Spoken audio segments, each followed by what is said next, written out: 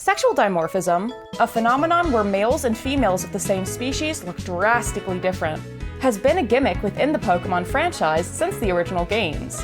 For the first 3 generations, it was exclusive to the Nidoran line, where the females and males had unique palettes and evolutions. Then when the franchise moved to the DS for Generation 4, the designers went back and tweaked certain species to make the males and females visually distinct, such as by giving female Pikachu a heart-tipped tail, or male Quagsire larger dorsal ridges. Generation 4 also introduced some Pokémon that could only evolve if they were of a certain sex, such as how only female Combi can become Vespiquen, and only male Kirlia can become Gallade.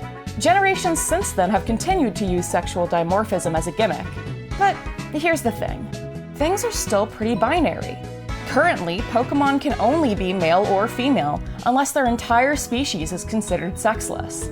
I bet there are already people in my comments starting to type, "That's because there are only 2 sexes and that's a biological fact. Stop trying to pretend there are others and keep your woke propaganda out of my favorite franchise."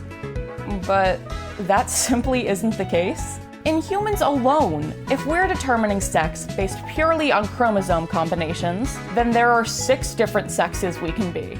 Sure, some of these are rarer than others, but so are the pigment-altering conditions that shiny Pokémon are supposed to replicate. Why is the Pokémon franchise still stuck in a binary? Well, they might not be for long. Back in 2021, Nintendo responded to a child's letter asking for more non-binary Pokémon with the statement, "I think that is an awesome idea. There are so many varieties of Pokémon, so it would make sense to have a variety of genders as well. We want to make sure people of all kinds feel welcomed and comfortable while playing our software." I think we've already started to see this with Scarlet and Violet's introduction of Paradox Pokémon. These species strongly resemble certain pre-existing binary ones, but they themselves are genderless. Considering some Paradox Pokémon come from the future, I like this insinuation that someday the world will move on from sorting everyone into binary boxes. Iron Valiant in particular has my heart. As I mentioned earlier, only male Kirlia can evolve into Gallade. While Kirlia can become Gardevoir regardless of their sex, fans tend to forget that and treat it as Gallade's female counterpart. Iron Valiant takes inspiration from both of these evolutions, making it feel like Pokémon's first addition of a non-binary option to a gendered set. Non-binary is an umbrella term for genders that don't fit purely in the box of male or female. Some people identify as non-binary because they feel like both a boy and a girl, others because they feel like neither, and some because they feel only partially like either of those options. Today I want to take a look at some of Pokémon's more exaggerated cases of sexual dimorphism and design a third version of these critters. I felt obligated to begin with Nidoran, as they were the first Pokémon to be sexually dimorphic. For each of these drawings, I start with sketches studying the pre-existing designs to figure out what's consistent and what differs between them. Some of the details that differ include the Nidoran's ears, spikes, toes, and whether they have whiskers. For these details, I tried to create a compromise between the pre-existing designs. For example, the female's teeth are rectangular, while the male's are more of a triangle, so I merged the two into a pointed rectangle. I also wanted to add some details that deviated from the binary Nidorans to make this one stand out. For example, both Nidorans have highlights in their eyes, but I made this one's blank. I also gave mine an extra toe on each of the hind feet. The biggest struggle designing a new Nidoran line was settling on a color palette, mostly because of the male Nidoran. You see, back in the 90s, male Nidoran were depicted as magenta, but over the years their color has shifted to a colder purple. I wanted my Nidoran to be either a mix of the Canon 2's colors, or a shade of red, since red plus the female Nidoran's blue could mix to create the male's coloring. However, male Nidoran's color inconsistencies made this a pain. When I colored the Nidoran pink, planning for it to get more and more red as it evolved, it looked like a male Nidoran with the 90s coloring. But when I blended the palettes of the two pre-existing Nidoran together, the design could have been mistaken for either of them. Looking back, I guess I could have embraced that as an achievement of androgyny, but I ended up turning the whole line salmon instead. Let me know in the comments what color you prefer and would have made this line. Nidoran neutral. The poison pin Pokémon. The extra claw on their hind feet makes their kicking and scratching attacks more powerful than their male and female counterparts. Now for Nidoran Neutral's evolution, who I'm calling Nidorin, a name I got by removing the gendered suffix of the other twos. Nidorino have 4 feet on the ground, while Nidorina are often depicted on their hind legs, so I placed mine in a crouch to imply that it likes to shift between the two. I wanted the silhouette of Nidorin's ears to differentiate it from the other evolutions, so I put its spikes on the bottom instead of the top.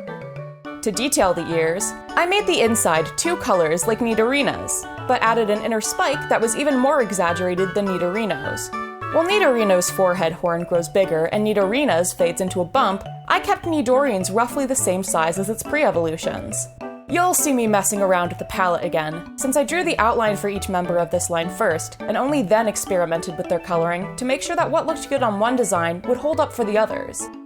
I noticed that in their Pokédex entries, Nidorino are portrayed as aggressive loners, while Nidorina live in groups and prefer to avoid conflict. So here's the behavior I came up with for mine.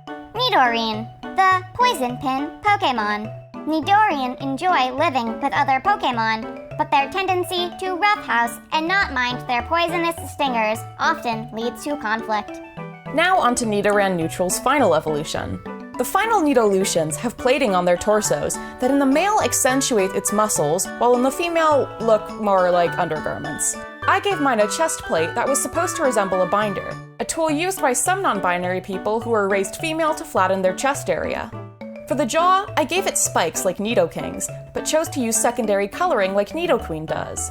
Both Nidos have defensive plates on their knees, but I made mine sharp to accentuate those kick attacks that the Nidoran's Pokédex entry highlighted. At the very end, I went back to the lower plate and redesigned it to resemble a gaff, a type of compression underwear that's worn by some non-binary people who are raised male. And with that, the Nidoran Neutral line is complete. Nidoroyal, the drill Pokémon. The sharp plates on Nidoroyal's knees are known to poison the Pokémon they pierce. Out of all the dimorphic Pokémon, I think the Meowstic duo have the most drastic design differences. So I wanted to challenge myself by redesigning them. Male Meowstic have sharper details and a stripe motif, while the females are more about curves and wave markings. So I mixed the undulating of the females' accents with the sharpness of the males into a zigzag pattern. I also made the tufts of fur on my Meowstic's hips face upwards, to contrast with the downward-facing ones on the other twos. A common struggle with all of these designs has been figuring out a palette, as the Meowstics are differentiated by whether their main color is blue or white, with whichever is left over being used as an accent. I could mix the blue with the white for a base color, but I ended up reusing the gray from Meowstic's non-dimorphic pre-evolution, Esper. It carries forth the neutrality of Esper's design, and allows me to use both blue and white as highlights. The eyes, however, got more complicated. In the male, they're a greenish blue, while in the female, they're yellow. I reused Esper's color, purple, as a base again, but then added highlights and colors I'd borrowed from the male and female Meowstic. While male Meowstic's hair is brushed downwards, the female's is styled upwards, so I gave mine a tuft curling in each direction. Placed next to the canon Meowstic designs, mine is definitely the odd one out, but I think that strengthens it. The canon two are so clearly intended to be opposites, but mine is a compromise that blends aspects from both of their designs into something that's completely different from either. In terms of gameplay and behavior, male Meowstic are supposed to be support Pokémon, as they mostly learn status moves, while the females are designed as special attackers. I decided to make my Meowstic a specialist in the one category of moves left over, the physical ones. Meowstic, the constraint Pokémon. Due to the unpredictability of their psychic powers, certain Meowstic prefer to rely on physical attacks. I thought I'd given myself a challenge by tackling Meowstic, but the Pokémon I had the most difficulty designing ended up being Frillish? You see, Frillish are based on jellyfish and European aristocrats. For my first attempt, I took inspiration from the latter. I tried to create a Frillish based on gender-neutral aristocratic fashion, but I struggled to find any examples of this. So then I switched to the jellyfish side of things. Some species of jellyfish can change color, and others start life with male organs but develop female ones as they grow older. Since the male and female Frillish are blue and pink respectively, I thought of making a color-changing Frillish line that when they change color also switch sexes. I was so pleased with this concept that I fully rendered the art for both Frillish and its evolution, but then I remembered something. One of my professors literally specializes in non-binary history, If I wanted to experiment more with Frillish's historical inspirations, I knew the perfect person to talk to.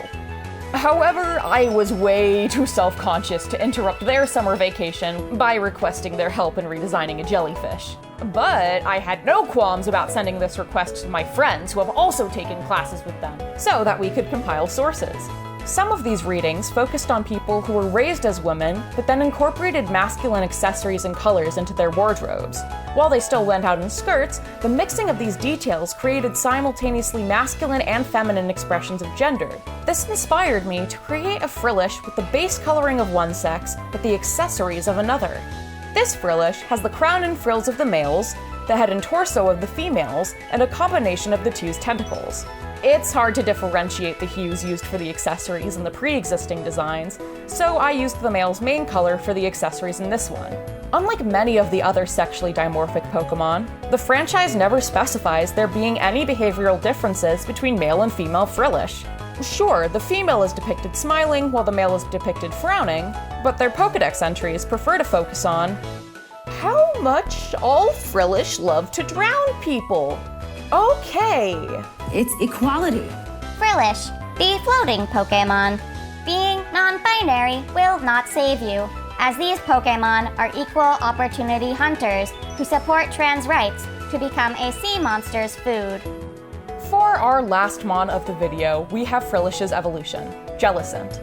The Frillish I drew used a female as the base and referenced the male for accessories, but I pictured the opposite existing as well. So I designed my Jellicent with a male base and female accessories.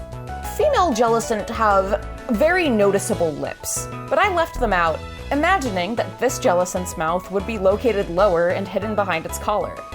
For the tentacles, I tried to make the ones inspired by the female look like a skirt being worn atop those inspired by the male, transferring the diamond pattern from the latters to the formers so they'd still be visible. While male and female Jellicent aren't specified to have differing behaviors either, I promise to give them a better Pokédex entry than Frillish's. Jellicent, the floating Pokémon. Jellicent are known to inhabit shipwrecks, where they store sunken treasures they have found along the seafloor. And there we go! That's 6 non-binary variants of sexually dimorphic Pokémon for you all. If you want to see the scrapped Frillish and Jellicent designs, they'll soon be posted to my Patreon, along with even more behind-the-scenes content. And hey, if you make a pledge, you get your name in the credits of the next video. I'd love to hear from you all in the comments about how you'd like to see Pokémon incorporate non-binary identities, your ideas for non-binary variants, and examples of sexual dimorphism from our world that you think would be a neat inspiration for a Pokémon. If you want to see more of my Pokémon redesigns, last Hanukkah, I gave 8 Pokémon new regional variants inspired by Jewish culture, which you can find linked on the screen. I find these challenges a lot of fun, and intend to continue with them. Happy Pride Month, everybody!